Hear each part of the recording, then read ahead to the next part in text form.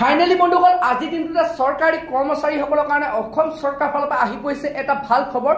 তো বন্ধুসকল আপোনালোক যিসকল চৰকাৰী কৰ্মচাৰী আছে তো বন্ধুসকল আপোনালোকৰ এতিয়া তো আপোনালোকৰ দৰমহা বৃদ্ধি কৰা হৈছে।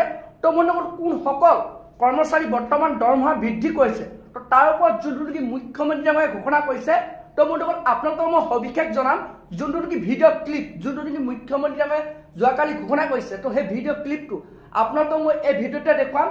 তো বন্ধুসকল আপোনালোকে সেইটো কাৰণে ভিডিঅ'টো একেবাৰে স্কিপ নকৰাকৈ আপোনালোকে চাই থাকিব আৰু লগতে যদি আপোনালোকে মোৰ চেনেলটোক নতুনকৈ ভিজিট কৰিছে চেনেলটো লাইক এটা কৰি দিব, পাৰিলে ছাবস্ক্ৰাইব কৰি দিব।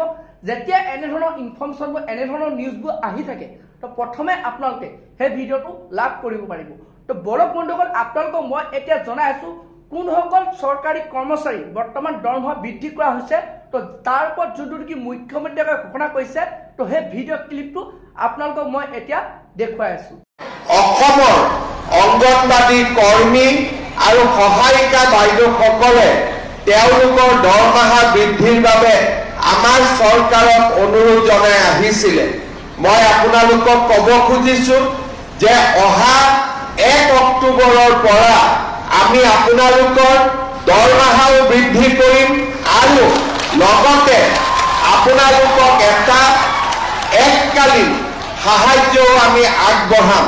অৰ্থাৎ এবাৰতে আপোনালোকক এটা পুঁজি আমি আগবঢ়াম যাতে ঘৰৰ কাম কাজ ল'ৰা ছোৱালী পঢ়া শুনাৰ ব্যৱস্থা ল'ব পাৰে আৰু লগতে 1 অক্টোবৰৰ পৰা আপোনালোকৰ দৰমহাও আমি যিমানখিনি পাৰোঁ সিমানখিনি আমি বৃদ্ধি কৰিম যাতে আমাৰ অংগনবাদী কৰ্মী আৰু সহায়িকাসকলৰ পৰা অলপ হ'লেও তেওঁলোকৰ মনৰ দুখ আমি যাতে কমাব পাৰোঁ।